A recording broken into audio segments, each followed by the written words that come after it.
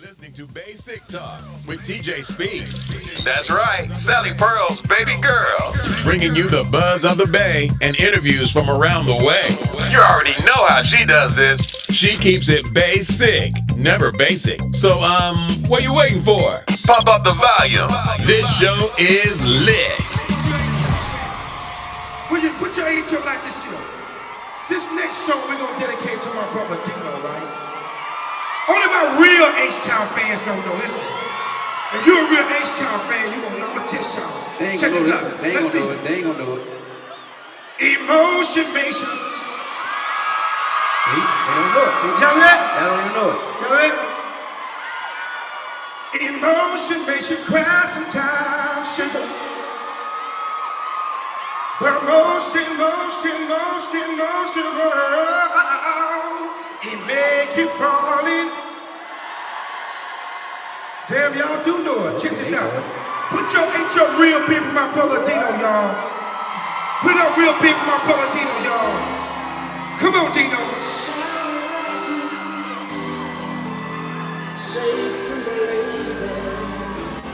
Come on, DINO, sing it for me, baby.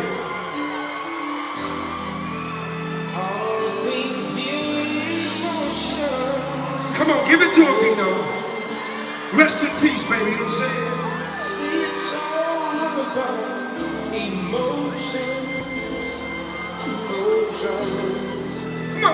All about Emotion makes you cry sometimes, baby.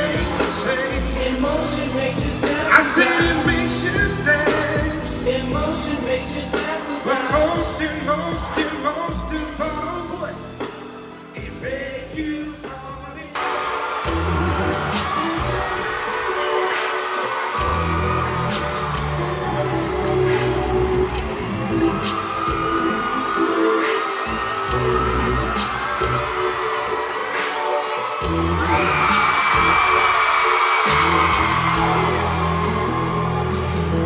I said stop. Let's take this real slow. And let me break it down so that you can know. See how do things I should never imagine me to. I'll leave you all over and it's real. Yo, ladies, I want y'all to sing this. I see it, girl, I want to leave you up now. Come on, let me do what I can do. I see you, come on and tell me what you need, because I just want you. I take you sweet, but no, y'all sing it, y'all sing it. Say, come on. Say, I'ma take you better down, baby. Y'all sing it. Get ready for Basic Talk as TJ shares her chat with GI from legendary R&B group H-Town. Get ready for Basic Talk. We're doing this one for all the ladies. H-Town boys. Kicking it with my boy Luke. For the 9-3, you know what I'm saying? Cause we will be knocking the boots. G.I., SHAZAM, and DINO. They gonna do a little something for you real sexy like, you know what I'm saying? Hey yo, check the verse. He's a founding member of the #1 independent selling R&B group in the world. Please join me in welcoming Houston native Mr. Daryl G.I. Jackson from the legendary group H-Town. I'm doing really well, not as well as you guys are doing. You have a new induction into the R&B Hall of Fame. Being inducted to the R&B Hall of Fame is like our Grammy, you know what I'm saying? So, we feel honored to be a part of it now, and still doing what we do 26 years later. Oh my goodness. So just to put this into perspective for some people who may not understand or fully understand the significance, you guys shared this R&B induction honor with the likes of Aretha Franklin, Stevie Wonder, Stephanie Mills, the Rude Boys, Guy, and so many others. And as you mentioned, 20-something years in the business. Now, you guys didn't start out as H-Town. You guys started out as the Gents. That was our name before we got a record deal. We got a record deal, we changed our name again. Yeah. Ah, which was appropriate. You guys are Houston gentlemen. Yeah. And right. you always had love for the ladies, so we can understand that being your name. But the Gents didn't fit, but H-Town is the stamp. Yeah. It just took you to another level. Yeah, most definitely. It's more edgy. Yeah, more grown up. Yeah. So a year or two after you guys formed the group in high school, you audition for Luke, and you get signed. Is it signed on the spot? Well, we had our managers knew at the time, named Patrick Johnson. He knew Luke. They were very good friends, so he made Luke miss his flight so he could come here and sing. Do you remember the song that you guys sang? Actually, the song was "Lick You Up." Really? Lick You Up was the song that got us signed. Yeah. You guys must have really sung that song. That is amazing. Were you nervous when you? I mean, this is Luke. This is Luke Records. Well, no, because we've used the crowds. You know, we used to performing in front of people. You know, since we've been doing it for a good while now. You know, so we used to know. I was in the marching band, so I was used to being around a whole bunch of strangers and people I didn't know. So everybody had that same kind of mentality, just ready to sing at the drop of a hat. Awesome. Now, I heard, and I'm not sure, I think this was on a song. Did you guys steal some moves from Jackie Yates High School and use them in your video? Well, we're always in the band, so that taught us how to choreograph it. So we choreograph all of our dances in every video. Everybody takes bites from somewhere, you know. Yeah, I mean, you use what you knew. That's what you're supposed to do until you can, get a choreographer in there. But you guys had it. You guys had the swag, you had the moves, you had the sound, and the ladies still do. But to be so young, and you had the ladies, they were on you, man. They were all over you guys. Right. So thankful that they still riding with us, you know what I'm saying? We are. We love you guys. And if I may be so forward to say, we love the new music. I just listened to Greenlight this morning. Great song. All right. Okay. Thank you. But what we know you guys for is just that you took your time with it. You spoke. It was a message to us. You made it about us, and we just love that. And you guys stuck with that throughout the years. So thank you for that. Appreciate it. No problem. So going back a little bit, you guys, this is at the time that you get signed. You guys were number one on the R&B charts, Billboard Hot 100, with I think it was the number 10 song, which was Knockin' Boots, and the number 9 track, which was Lick You Up. You guys were touring doing the Coca-Cola tour. You were with LL Cool J, SWV, Naughty by Nature. It just seemed like overnight. You guys were just stars all of a sudden. What did that feel like? Well, at that time, it was like we couldn't just go anywhere without getting ran out of the place. While people, when they noticed us, they want to try to chase us down. So it was a wild ride. You know what I'm saying? You know, fans back then had that high energy. You know, they were just hyper all the time, and just they was on us. In any hotel that before we even booked into the hotel, we already got messages at the front desk, and we're not even checked in the hotel yet. Did you have to? I'm sure you had to beef up security. I'm pretty sure you did. Oh yeah. Or did you? You know, yeah, we had like six cops working for us around the clock. Wow. Off-duty cops. Yeah. Wow. So late. Let's get into late 1993. You record your second album, Fever for the Flavor, in 1993, and then you record in late 1993, Begging After Dark. You released that in 94. What was going into the second album? So you'd already done it once. Going into the second album, what did that feel like? Well, the second album was kind of more personal because we was more and more involved. Like, first album, we just did a lot of the writing. Right. All the writing on the first album. Second album, we started getting into the production side of it. So we was producing and writing on the second album. So cool. it was more personal. So you get into that. That's 1994. Now, 1990. After Dark. Begging After Dark, released actually November 8th to be exact, 1994. It's the second album. You're feeling good about it. You're feeling good about the music and more involvement in terms of the writing, and you guys are growing your brand, the H-Town brand.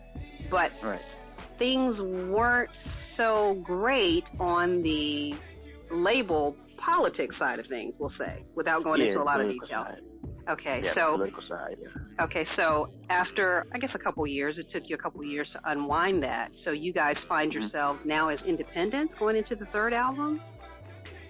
Well, we've always been. I mean, from the first, Luke was an independent too, so we never. He was independent. He was just distributed to a major, but he was an independent. He was independent. Okay. Yeah. So we went to the same channel. When we left Luke, we signed directly with the distribution company, which was Relativity, and they deal was with Sony. So we just had a major distribution deal, but we were still promoting ourselves independently on our own. Oh wow. Okay. Yeah. So you got platinum. Fever for the Flavor, Platinum, Begging After Dark, Gold. Then you hit them with Ladies Edition, Woman's World. Right. Okay, so this is now we're in 1997. You guys are RIAA certified Gold. So you guys still got it. This is the third album. You're going into this your third time. So you guys are vets by this time. So total involvement. How did that third album change from what we knew? Was it dedicated? Because it's Woman's World. You made it all about us. Is that what you wanted to do initially, and you just kind of went with what was being pushed at the time, or was this something new for H-Town? I mean, it was just a growth spurt. You know what I'm saying? We just was growing up. You know what I'm saying? And we just had to take it to the next level. But with that album, it gave us like usually at our show it used to be like a lot of couples or what have you. But after that, it was like more like women power, like 98% women at the shows. You know, so it kind of just took over. So like a world span. That a lot of shows, there's more women at the shows than couples. But of course, made a lot of babies, G.I. No child support, though. No child support. I didn't want to say it. Okay. So we move into an era where there's a little bit of a lull between the third and the fourth album, because the third album is 1997. So the fourth album, Imitation of Life, 2004. There's a gap there. So were you guys doing your now? I know there was some tragedy that struck, and we can't have this conversation and not mention it. January 28th, to be exact, you guys lost a great friend, to the music industry, and just a tragedy to the group. You lost DINO on January 28th, 03. How do you come back with Imitation of Life? How do you do that after such a great loss? We just had to get back up. I had to sit down and talk with SHAZAM and say, yo, these fans still waiting on us. They still want us out there. So, you know, I went to social media and started creating all the social media pages and stuff, and how fast people started attacking those pages and following those pages was amazing. So when they started doing that, I was like, I sure had to look at this. I think, look at this, you know. And he saw how many people were following all our pages and stuff like that, and positive thoughts like we ready to see another H-Town, you know, DINO's come. We need y'all to continue, so we have to just keep the legacy alive. Wow, and we're so happy that you did. Would there ever be like a DINO dedicated album in the future where you go back and maybe you revisit some of what he gave to the group? We released an EP strictly on DINO. We released 6 songs on DINO. So it's on iTunes called DINO Corner. So they get a taste of what he was doing and just, you know, solo stuff. Because when we write albums, we write solo stuff and we write group songs. So we just was all over the place, you know, just being versatile. So yeah, we have about 6 songs out right now on iTunes under DINO Corner. Now your distribution, if we wanted to, you're all over the place. You're iTunes, you're Spotify, you're everywhere. You just Google it, you guys pop up everywhere. All social media streams, we're all over it, yeah. And then your official website as well. H-Town Forever, HTOWN, the number 4ever.com. For everybody, you know, we're still here and we love y'all. Can't wait to see y'all in the next show with visit your city. H-Town is coming. Question. How do you guys stay in shape? I saw a video of you guys, and I'm thinking, okay, because I've seen some groups that have been in the game 30, 25, 30 years, and they can barely tie their shoes. How do you stay in shape? What do you do to get up for a show? Oh, man, I mean, like I said, we eat right. You know, we try to eat right most of the time, eat healthy, and go to the gym maybe like 5 days a week, 2 times a day. It shows. So, you know. It shows. Hey, wow. Yeah, a glass of water before you eat, too, in fact, before you eat. Yeah. People who are in the industry, but maybe they're not seeing a lot of success. What would you say to those individuals? I would just say just go ahead in person and just really give it to your fans, because the fans are the ones that's waiting on you. You know what I'm saying? All the obstacles that's in your way will move. You know, and you just basically got to just get back out there and be consistent as you was in our era with your music. You know what I'm saying? You got to be that determined and show that you still have drive. You know what I'm saying? Just give people a little taste of that old school, that old school music, and just, you know, hey, do it for the fans. From your professional experience as a recording artist, if there's one takeaway, a definite don't. If you can avoid this at all costs, this is the one thing you should never do. If they have like some kind of 3-way deals now, like where the label gets a percentage of everything from shows, you know, I wouldn't sign those kind of contracts. I mean, you know, your show money should be your show money. You should be sharing it with the label. That's a percentage, you know. They got all kinds of crazy deals that they put together now out there. I just think you really shouldn't really look over any contract without a good attorney. You know what I'm saying? You really have to have a good music attorney to make sure that you're straight. Your contract is straight. I mean, if they can't respect the fact that you want a fair shake, you know what I'm saying, you don't need to sign with their label. Awesome.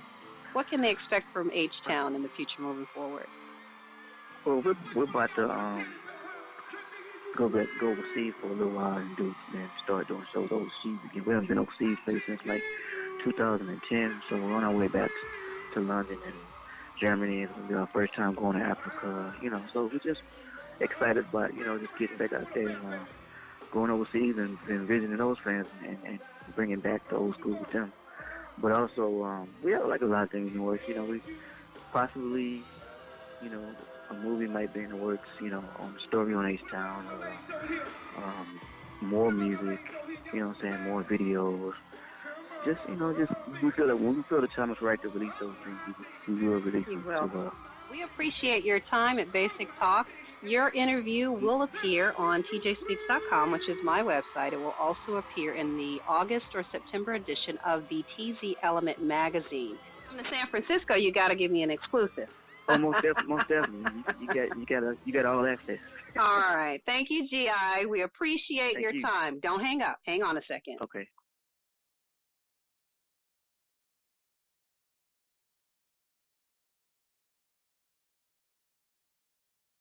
This interview was made possible by the Deputy Mayor of Los Angeles, Terrible T, and published by tzelementmag.com. For more basic talk, please visit www.tjspeaks.com.